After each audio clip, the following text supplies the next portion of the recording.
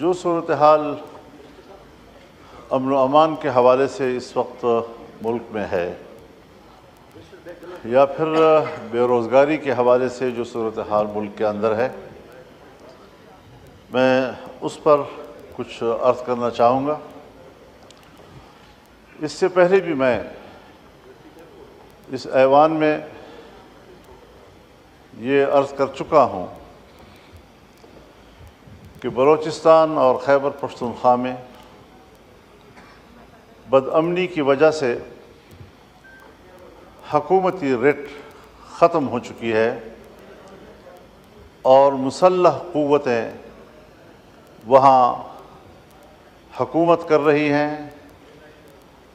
وہاں پر ٹیکس وصول کر رہے ہیں، روڈ کے اوپر پلازوں پر ٹولز وصول کر رہے ہیں اور راکٹ لانچرز کے ساتھ اور انتہائی اعلیٰ ترین اسلحے کے ساتھ لیس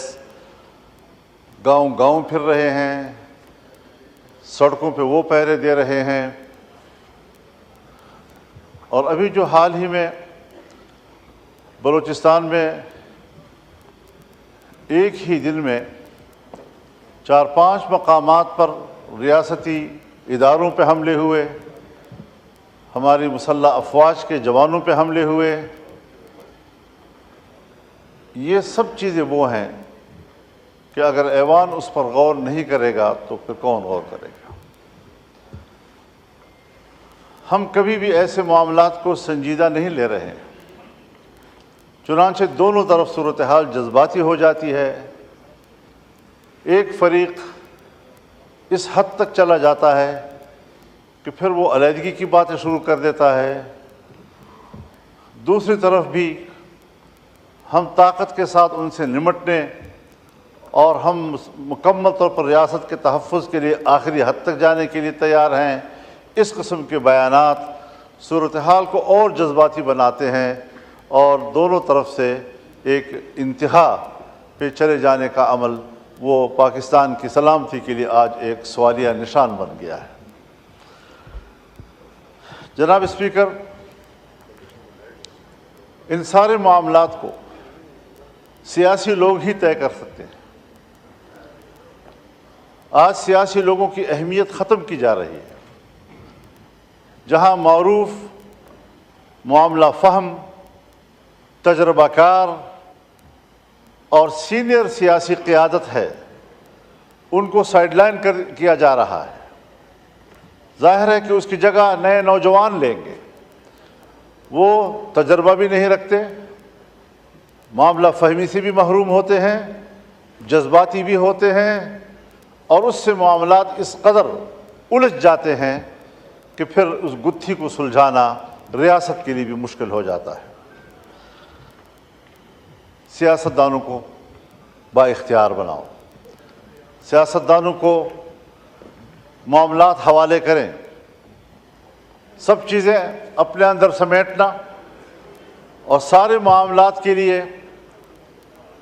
فیصل آباد کا گھنٹہ گھر بن جانا، ہر چیز کے لیے خود امرت دھارا بھر جانا، یہ شاید ایک خواہش تو ہو سکتی ہے لیکن یہ کبھی بھی مسئلے کا حل نہیں ہو سکتا۔ میں آج بھی سوچتا ہوں کہ کیا ہماری حکومت کے پاس یہ صلاحیت ہے، کیا ان کے پاس یہ اختیار ہے کہ وہ خود فیصلہ کر سکیں، یا اپوزیشن کو اعتماد میں لے کر پارلیمان خود اس کے لیے کوئی اقدام کرے، مذاکرات کرے، بات چیت کرے اور ملک کے اندر اس اضطراب کو ختم کرے۔ ہم پراکسی جنگ لڑ رہے ہیں، یہ ہمارے اپنے مفاد کی جنگ نہیں ہے بلکہ عالمی قوتیں دخیل ہو رہی ہیں اور عالمی قوتیں اس صورتحال کا فائدہ اٹھا رہی ہیں۔ جناب اسپیکر،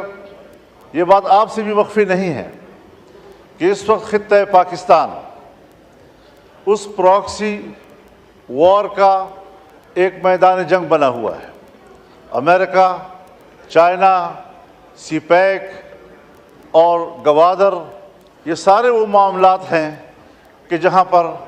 ایک سرمایہ کاری کرنا چاہتا ہے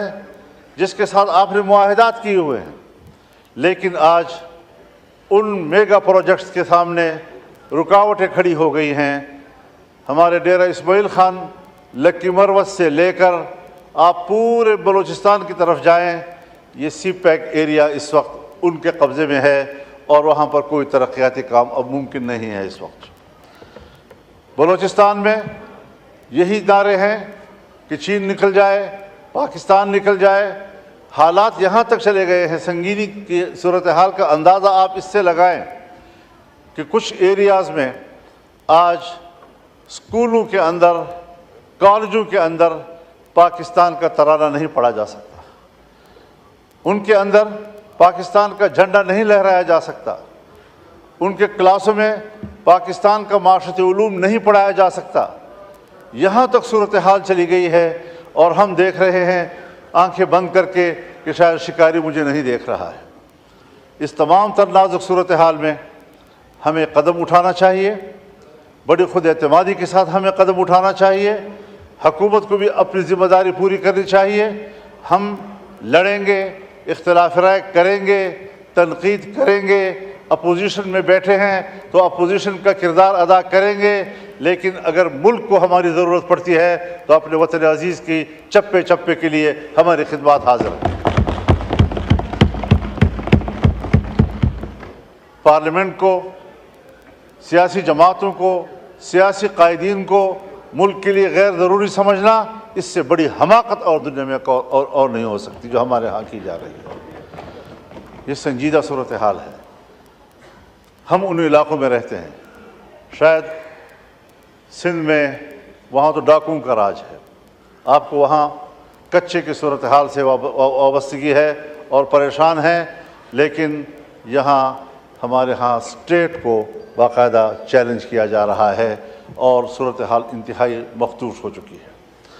تو اس سارے صورتحال میں ہمارا کردار کیا ہو سکتا ہے؟ میں اب بھی یقین رکھتا ہوں کہ اگر پارلیمنٹ سے درخواست کی جائے کہ وہ آگے بڑھیں، بلوچستان میں جا کر بات کریں، لوگوں کے ساتھ گفتگو کریں، کے پی میں آئیں، وہاں کے لوگوں سے بات چیت کریں، گفتگو کریں، تو صورتحال کو دوبارہ واپس اپنے حالت پہ لایا جا سکتا ہے۔ لیکن اس انداز سے صورتحال مزید خراب ہوتی چلی جا رہی ہے، اور میں چونکہ تجربہ رکھتا ہوں، حضرت 2006 سے اس ساری صورتحال میں جب ریاست ناکام ہو جاتی ہے تو وہاں ہم جاتے ہیں اور صورتحال کو کنٹرول کرتے ہیں۔ میں ابھی الیکشن سے پہلے افغانستان گیا، 1 ہفتہ میں نے گزارا، پاکستان افغانستان کے تمام شعبوں میں باہمی تعاون، سرحدات کا معاملہ،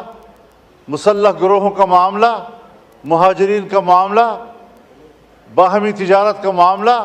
ان سب پر تفصیلی گفتگو کے بعد میں مکمل کامیاب واپس آیا اور میں نے وزارت خارجہ اور پاکستان کے ذمہ داروں کو آگاہ کیا اس سے، اور وہ مطمئن ہوئے، اپریشیٹ کیا، کہا میکینزم کیا ہوگا؟ میں نے کہا وہ ریاست کا معاملہ ہے، میرا ذاتی معاملہ نہیں ہے، میں تو اپنی کیپیسٹی میں گیا تھا، ان کی دعوت پہ گیا تھا۔ تو یہ کوئی مشکل چیزیں نہیں ہیں، لیکن اگر ہم سنجیدگی کے ساتھ بیٹھ کر تسلی سے بات چیت کر سکیں۔ یہاں پر سوال اٹھائے جاتے ہیں، صاحب حملہ ہو گیا، بشام میں حملہ ہوا، یقیناً بری بات ہے، ہمیں اقدام کرنا چاہیے ان کے خلاف۔ سیدھا الزام آ جاتا ہے کہ یہ تو افغانستان کے لوگ ہیں، افغانستان کے لوگ ہیں تو افغانستان کے لوگ مجرم ہیں پھر، لیکن وہ 1 یا 2 چوکیوں کو عبور کر کے کوئٹہ پہنچتے ہیں، اور کوئٹہ سے لے کر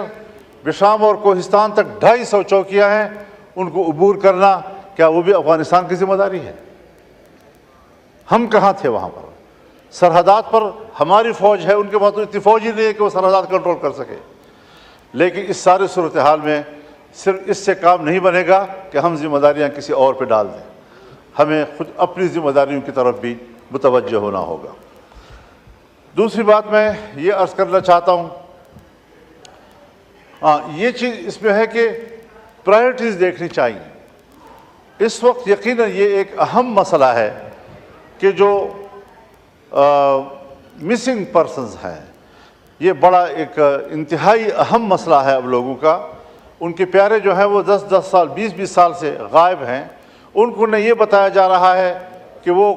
مر چکے ہیں، وہ زندہ ہیں، وہ جیل میں ہیں، بھاگ گئے ہیں۔ جہاں بھی ہو، حکومت کی ذمہ داری ہے کہ وہ اس کے خاندان کو بتائے کہ تمہارا بچہ کدھر ہے۔